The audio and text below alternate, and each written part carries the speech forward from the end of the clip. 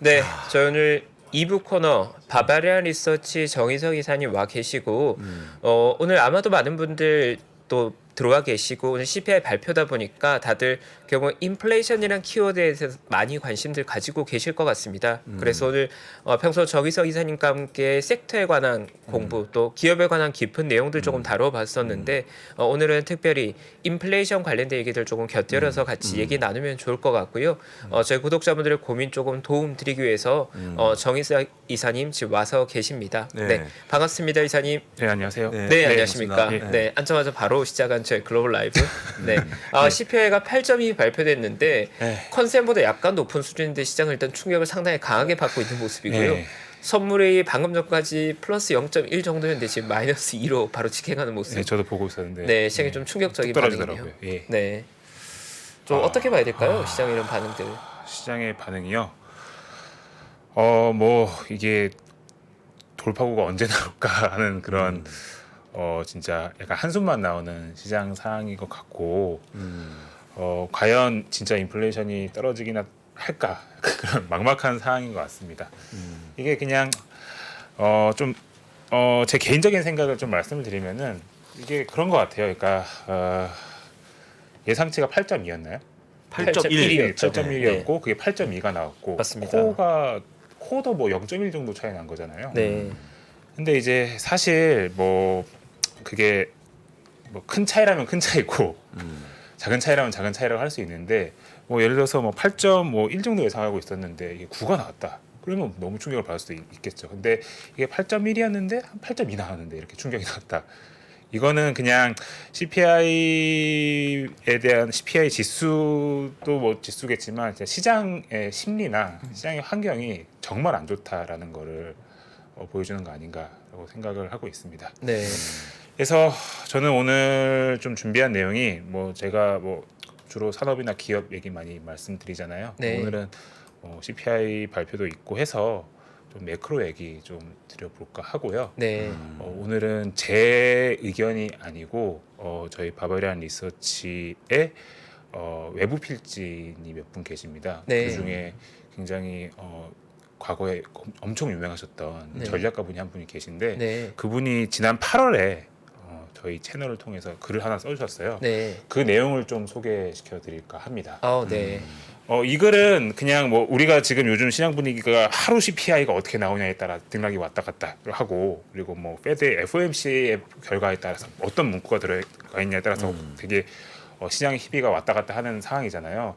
오늘 소개시켜드릴 내용은 그런 좀 단기적인 내용보다는 인플레이션이 과연 언제쯤 꺾일 수 있을지 그 꺾이는 과정 속에서 시장의 심리가 어떻게 움직이고 그리고 투자자들의 이제 반응이 어떤 식으로 나타나고 있고 연준은 어떤 식으로 리액션을 보일 것이고 하는 부분 좀 앞으로 한 1, 2년 정도 후를 좀 생각해 볼 수 있는 과거 이야기를 한번 해볼까 합니다. 네, 약간 롱텀리한 뷰로 볼 수 있는 매크로 시장 이야기가 되겠네요. 맞습니다. 네. 그래서 언제적으로 저희가 한번 돌아가 볼 거냐면요. 네. 1979년, 1980년, 81년, 82년으로 한번 돌아가 볼까 합니다. 네, 어떻게 보면 요 근래 반세기 동안 인플레가 가장 기승을 부렸던 시기 또 그 인플레가 잡혀가던 시기의 이야기가 되겠네요. 그러니까 그때 인플레이션을 어떻게 잡았고 네, 얼마만큼의 시간이 걸렸고 그 기간 동안 시장은 어떻게 반응을 했고 네. 연준은 그 시장의 리액션에 또 어떻게 반응을 또 반대로 했고 네. 그 과정 속에서 경제는 어떻게 됐고 네. 그런 등등에 대한 그런 흐름을 한번 살펴보는 게 저는 좀 중요하지 않을까라고 생각을 하고 있고요. 네, 뭐 그 파월 연준 의장조차도 뭐 거의 약간 폴보커 빙의가 돼 있는 상황이잖아요. 폴보커처럼 하겠다. 네, 단호한 모습을 이제 최근 들어서 강하게 보여주고 있는데 그런 모습을 볼수록 저는 한번 80년 초반, 70년 후반의 그 흐름을 한번 다시 한번 스터디해 볼 필요가 있지 않을까 싶어서 오늘 네. 준비를 한번 해봤습니다. 네, 기대가 됩니다. 그래서 뭐 오늘은 뭐 CPI에 따라서 지금 시장 분위기가 많이 안 좋은데 조금 이제 스트레스 너무 받지 마시고 그냥 한번 좀 좋은 공부 그리고 앞으로 투자 전략을 어떻게 짜는 데 있어서 좀 도움이 되는 공부를 한다 정도로 생각해 주시면 좋겠습니다. 네, 화면 한번 띄워주시면요. 네. 이 글이 8월 11일 날 썼어요. 한 2달 전에 썼는데 그때 한 2달이 지났지만 그래도 좀 지금 한번 다시 한번 볼만해서 제가 가져왔고요. 글은 폴 보커 전 연준 의장이 어떻게 인플레이션을 극복을 했는지에 대한 내용입니다. 저희 외부 필진 JJ라고 하시는 분이 쓰신 건데 이분이 이 글을 어떤 식으로 썼냐면요. 여기 오른쪽에 그림 하나 있죠. 이게 게일이라고 하는 그 사이트인데 네. 요 게일 아카이브 게일닷컴에 가보시면요. 1894년 아니다 1843년부터 네. 2020년 정도까지의 이코노미스트지가 다 여기 다 기록이 되어 있습니다. 네. 그러니까 이코노미스트지의 경제 기사가 이 게일닷컴에 가시면은 다 볼 수 있습니다. 네, 귀한 자료네요. 네, 그래서 과거에 이제 경제들이 어떻게 흘러나왔는지에 대한 그 풀 자료를 여기서 다 볼 수 있는데, 그래서 우리가 주목하고 있는 1979년과 1982년 사이에 이코노미스트지에서 어떤 기사가 나왔는지를 보면서 당시의 상황, 연준의 뭐 대응이라든지 경기 분위기, 그리고 투자자들의 심리 이런 것들을 한번 살펴봤어요. 그래서 굉장히 좀 의미가 있는 자료라고 생각을 해서 저희가 시사점을 정리했다고 보시면 될 것 같고 포인트 위주로만 좀 말씀을 드리도록 하겠습니다. 당시에도 보면요, 인플레이션을 해결하는 과정에서 경기 침체는 거의 피하기 어렵다. 이건 거의 피하는 건 불가능하다라고 하는 약간 교과서적인 이야기를 폴 보커가 계속 했었습니다. 많이들 아시는 내용인 거죠. 그렇기 때문에 이 경기 침체를 당시에 맞았었고요. 그 경기 침체를 맞았던 그런 대표 큰 이유가 금리 이자율이 올라가면서 맞았다고 보시면 될 것 같아요. 이게 좀 흥미로운 게 뭐냐면요. 불과 2달 전까지만 하더라도 파월이든 옐런 재무장관이든 어떤 얘기를 했었냐면요. 여기 제일 마지막 문단에 있죠. 물가를 잡으면서 경기 침체를 좀 피할 수도 있을 것 같은데 그게 뭐 가능하지 않을까? 약간 그런 희망 섞인 얘기를 했어요. 근데 결국 지금 2달이 지난 상황에서는 파월 연준 의장도 다 인정하죠. 경기 침체는 피할 수 없을 것 같다. 불가피하다라는 이야기를 하고 있습니다.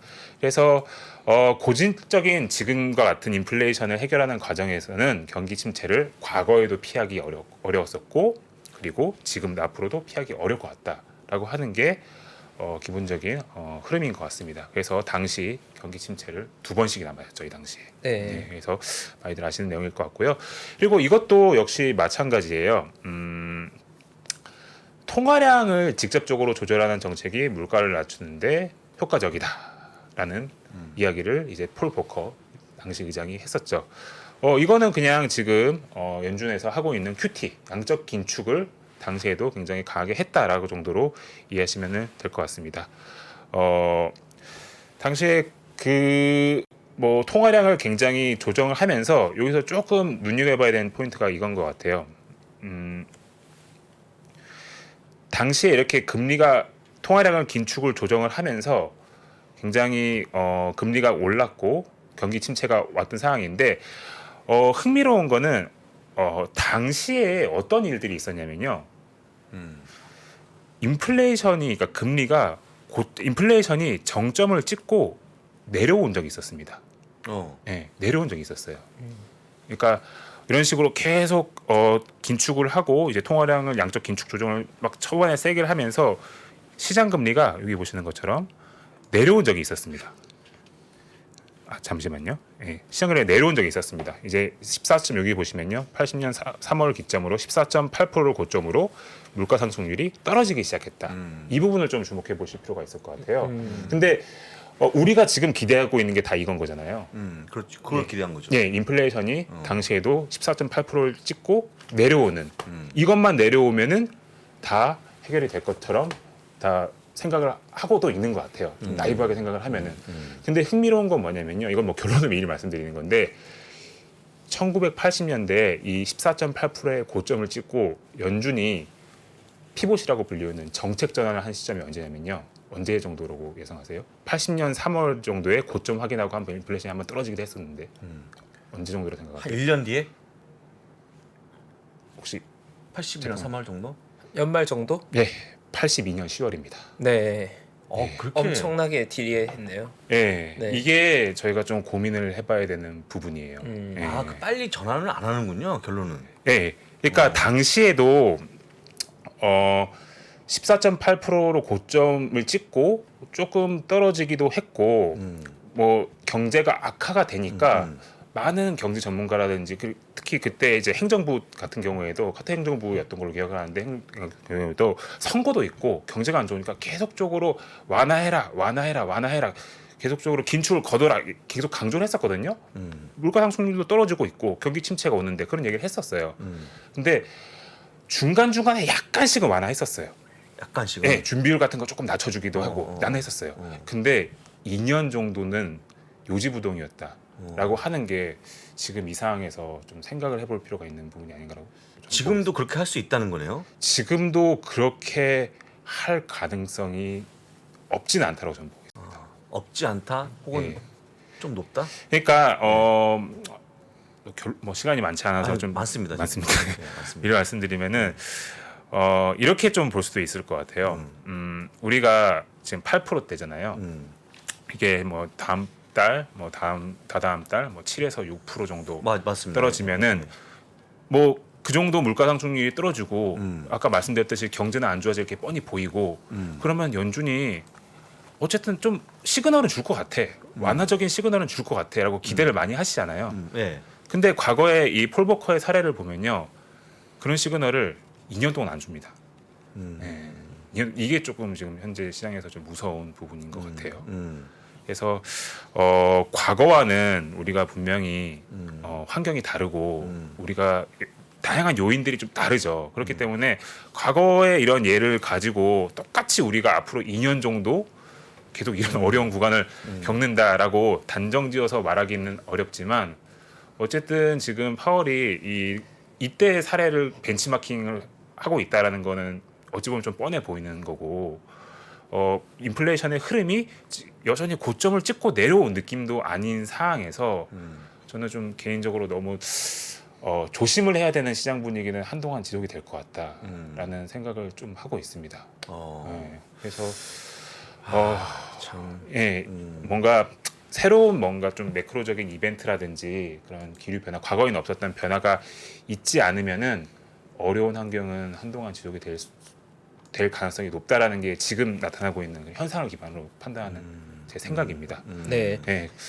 그래서 뭐 제가 뭐 자료는 어차피 이게 업로드가 될 거기 때문에 네. 다운받아서 한번 쭉 보시면은 좋을 것 같은데요. 이런 부분들이 있어요. 그러니까 아까 제가 말씀드린 게 이런 거잖아요. 80년도 5월 31일 날 뭐 이코노미스트지 기사를 한번 보면요. 이런 거 아까 제가 말씀드린 거. 물가 상승률 3월에 14.8%를 찍고 고점에 조금씩 떨어져. 12월에는 12% 중반까지 내려왔다는 거예요. 그래서 단기 금리도 단기간에 크게 떨어졌다는 겁니다. 우리가 기대하고 있는 게 약간 이런 걸 수도 있는 거잖아요. 근데 그래서 뭐 이런 상황 속에서 뭐 좀 뭐 그 경기 침체 얘기가 나오고 하다 보니 그 지급 준비율 같은 경우에도 한 7.5 약간의 완화적인 스탠스를 좀 보여주긴 했습니다. 연준이. 그럼에도 불구하고 폴 보커 의장은 이게 완전히 사라지기 전에는 통화 정책을 계속할 거다. 뭐 강한 의지를 보였다라는 게 네. 과거의 사례에서도 확인이 되는 것 같고요. 그래서 요거를 말하고 싶었던 거예요. 제가 좀 오늘 순서를 뒤죽박죽 말씀드리는 것 같은데 연준의 피봇은 지금 뭐 기대감 없잖아요. 솔직히 말해서 없죠. 미국도 없고 우리도 아무도 없는 상황이에요. 근데 그럼에도 불구하고 기대감이 없음에도 불구하고 정책 전환은 기대하는 것보다 훨씬 느린 속도로 과거에는 이루어져 왔다. 이 부분을 살짝은 좀 경계를 하실 필요가 있지 않나라고 생각을 하고 있습니다. 네. 네.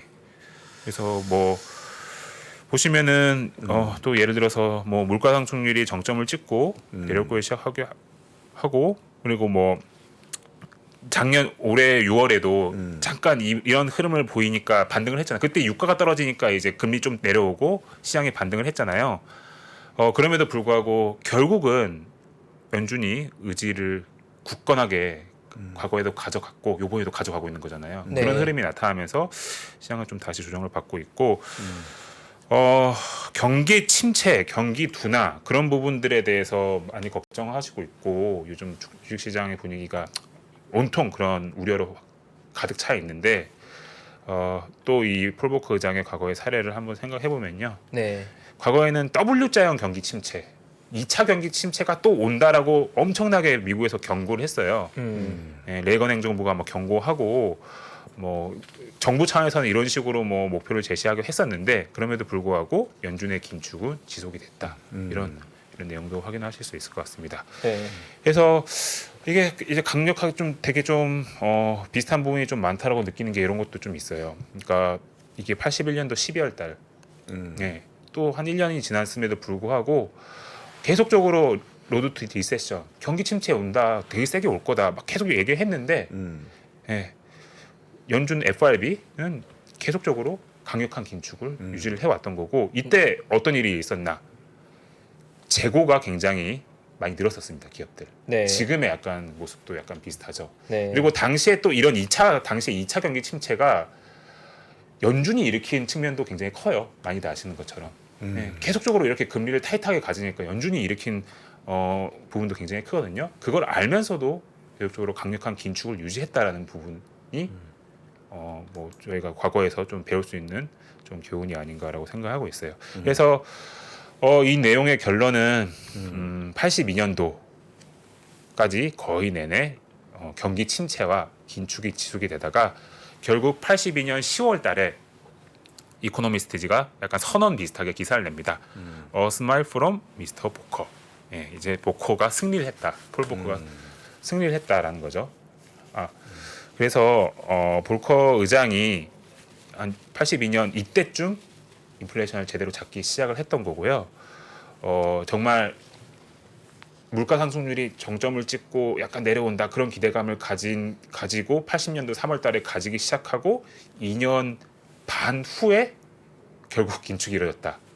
이런 부분들은 좀 진짜 시장을 만만하게 보면은 좀 안 되지 않을까라는 좀 경계감이 저는 이 글을 보면서 계속적으로 좀 가지고 있습니다. 네. 그러니까 결국은 이 폴 볼커 얘기가 많이 나오는 부분도 방금 전에 얘기한 대로 폴 볼커 시절에 인플레이션이 어느 정도 잡혔다고 볼 만한 데이터가 나왔을 때도 폴 볼커 당시 회장 같은 경우에는 높은 금리를 3년간 유지해 버렸잖아요. 네, 근데 맞아요. 사실 그 당시에도 시장에서는 피벗에 대한 요구를 했던 거네요. 그 계속 당시에는. 했었습니다. 네, 네, 인플레가 보시면 좀 안정되고 있고 리세션이 계속 오니까 이제는 조금 완화적인 정책을 달라고 시장이 계속 얘기했지만 폴 볼커는 그냥 뚝심 있게 3년간 밀어붙였던 거고 네. 이제 시장이 좀 두려워하는 게 이번 잭슨 미팅 때 그 파월 연준 의장이 했던 표현들 중에 keep at it이라는 표현이 그 폴 볼커 의장이 썼던 keeping at it이라는 본인의 저서에서 차가는 표현이라는 인용들이 나오다 보니까 뭐 폴 볼커처럼 3년까지는 아니겠지만 이게 만약에 2년이나 1년 6개월이라고 하더라도 시장 입장에서 상당히 고통스러울 수 있다. 그래서 뭐 금리를 상당히 가파르게 올렸는데 지속성까지도 그렇게 길어버리면 시장은 완전 초토화되는 거다 보니까 거기에 대한 두려움이 있는 거고 그걸 사실 폴 볼커의 사례로 봤을 때는 거기에 대한 경계감도 좀 필요하다 이 정도의 결론이 되겠네요. 맞습니다. 그래서 화면을 한번 띄워주시면요, 이런 부분인 거예요. 이런 부분도 좀 염두에 두실 필요가 있을 것 같아요. 그러니까 사실 지금 피봇에 대한 기대감이 없긴 하지만 약간 순간순간적인 이런 반등 타이밍은 나오고 있잖아요. CPI를 보든 FOMC의 결과에 따라서. 근데 제가 말씀드렸듯이 이때 80년 3월이 이때거든요. 이때 약간 제가 물가 상승률이 약간 꺾였다라고 말씀드렸잖아요. 이때도 시장은 단기에 좀 많이 올랐습니다. 네. 지금 우리가 기대하는 거와 비슷하게 단기에 많이 올랐어요. 네. 근데 경기 침체가 오고 제가 말씀드렸듯이 연준의 그런 강력한 긴축 스탠스가 지속이 되는 이 구간에는 이런 흐름이 계속 나타나고 있다는 거예요. 그러니까 우리가 어찌 보면은 이때와 똑같은 그런 흐름을 지금 뭐 길을 밟고 있다라고 하면은 여기 정도? 무서운 얘기인데요. 예, 여기 정도? 여기 정도를 네. 가고 있을 수도 있다라고 하는 그런 조심스러운 좀 경계심은 좀 가져볼 필요도 있는 것 같아요. 그러니까 제가 막 이렇게 막 제가 뭐 투자자분들을 좀 뭐 이렇게 뭐 공포에 휩싸이게끔 만들고 싶은 그런 생각은 저는 추호도 없습니다. 저는 뭐 제 직업 자체가 미국 주식 시장이 잘 돼야지 좋은 직업을 가지고 있기 때문에 그런 생각 전혀 없는데 어떤 식으로도 좀 이렇게 여러 가지 생각을 해봐도 과거에 이 사례를 놓고 봤을 때는 한동안은 조심해야겠네. 지금은 약간 뭐 긍정회로 돌리면 안 되겠네, 희망회로 돌리면 안 되겠네, 그런 생각을 여전히 가지고 있는 거고요. 오늘 CPI가 또 그런 흐름을 또 좀 보여주는 것 같고 아까 말씀드렸듯이 82년도에 인플레이션이 딱 잡혔다라고 선이 되면은 그때부터 이제 추세적인 상승이 나타났던 게 여기 보시는 화면에 보시는 것처럼 이 추세적인 상승이 이때부터 나타났던 게 예, 증명이 됐습니다. 네. 예, 당연히 과거의 이 길을 똑같이 따라간다라고도 볼 수는 없을 것 같아요. 뭐 환경이 다르니까 뭐 지금은 또 다르게 갈 수도 충분히 있고 그리고 또 지금의 금융시장의 환경이 과거보다 스피드가 훨씬 빠르잖아요. 맞습니다. 예, 확확 지나가잖아요. 네. 유동성 같은 것도 늘렸다 줄였다 이런 것도 있고 뭐 확확 지나가는. 그러니까 과거에 뭐 2, 3년 걸렸던 이런 정책적인 변화라든지 매크로 환경의 변화가 뭐 우리 지금은 막 1년 안에도 막 벌어질 수도 있고 뭐 진짜 극단적으로 코로나 때는 정말 몇 년간 벌어질 일을 몇 개월간 겪고 막 그랬었잖아요. 맞습니다. 그렇기 때문에 이런 좀 어려운 매크로 구간이 생각보다는 좀 단기에 이루어질 수도 있을 것 같아요. 네. 근데 지금은 좀 조심하는 경계감이 게 필요하다. 네, 조심하는 게 좋지 않을까라고 생각하고 있고 네. 너무 하루하루 CPI라든지 그런 매크로 정책 이벤트 이런 거에 너무 이렇게 스트레스 안 받으셨으면 좋겠습니다. 네. 힘든 하루하루지만 큰 흐름을 보면서 전략을 잘 세웠으면 좋겠고 네. 뭐 이런 와중에도 되는 테마, 되는 종목들 있어요 분명히. 네. 국내 시장에도 있고 미국 시장에도 있고 다 있기 때문에 그런 것들을 지금 여기 모여 있는 우리 그 많은 이제 시청자분들과 그리고 이 금융권에 계신 분들 그리고 투자를 이제 사랑하시는 분들이 다 같이 좀 고민을 해봐야 되지 않을까. 너무 거창하게 말씀드렸는데요. 하지 않을까 생각하고 있습니다. 그래서 네. 오늘은 그냥 뭐 과거의 이런 사례를 가지고 약간 좀 뭐라 해야 되죠? 좀 약간 오버해서 걱정을 한번 해봤습니다. 네. 어쨌든 뭐 시장에서 정책에 대한 이해도를 높여놓는 건 현재 시장을 이해하는 데 필요한 부분이니까요. 네. 그 부분 정리해 주신 건 저는 개인적으로 공부가 많이 됐습니다. 네. 네. 뭐 기존에 어느 정도 대부분 알고 있었던 내용에 더해서 좀 더 디테일한 내용 전해주셔서 감사드리고 예. 폴 볼커가 그 당시에 3년을 고집했던 건 충격적이긴 하네요. 네, 네. 한 진짜 한 2년, 3년 정도를 네. 꾸준하게 갔다. 그러니까 지금 또 이런 말하면 안 되는데 지금 기준으로는 8에서 6, 7 떨어진다고 연준은 바뀌지 않는다.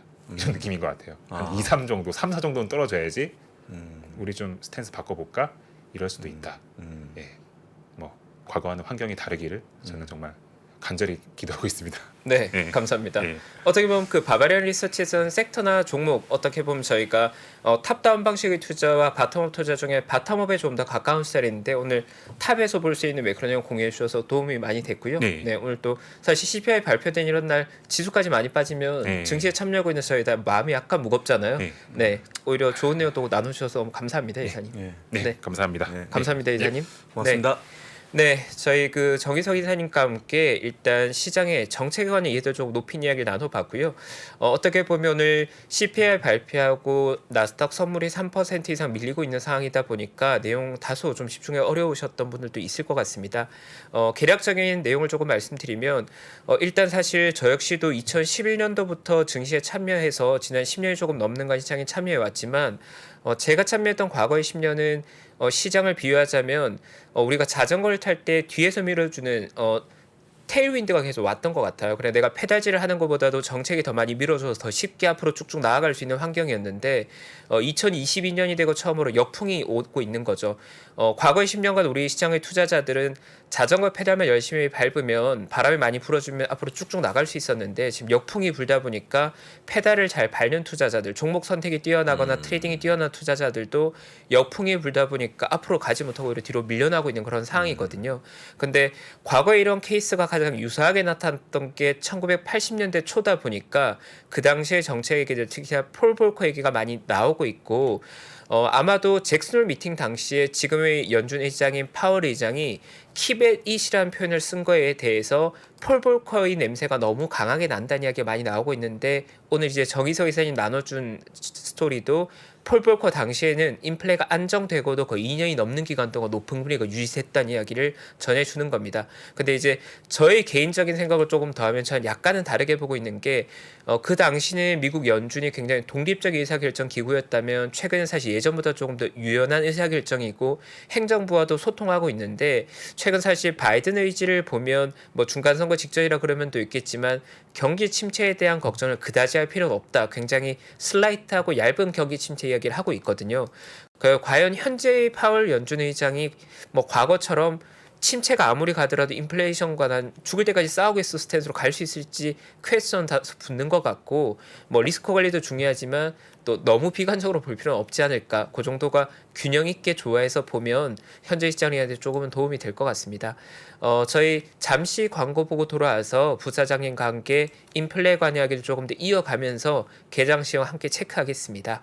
직주 근접의 레벨이 더 높아지는 겁니다. 서울의 중요한 회사들은 광화문에 많은데 여의도 거주자들 중에 제일 선호하는 자리가 반포예요. 네트워크가 강남이 제일 좋아요. 인생에서 계속 바뀝니다. 적어도 저는 한 6년에서 8년에 한 번씩은 결론을 내야 될 게 인생에 따라서 결혼을 했냐 안 했냐, 아이를 낳냐 안 낳냐에 따라서 많이 바뀌겠죠. 부동산 입지의 변천사를 한눈에 살피는 대한민국 부동산 부의 역사. 지금 서점에서 만나보세요.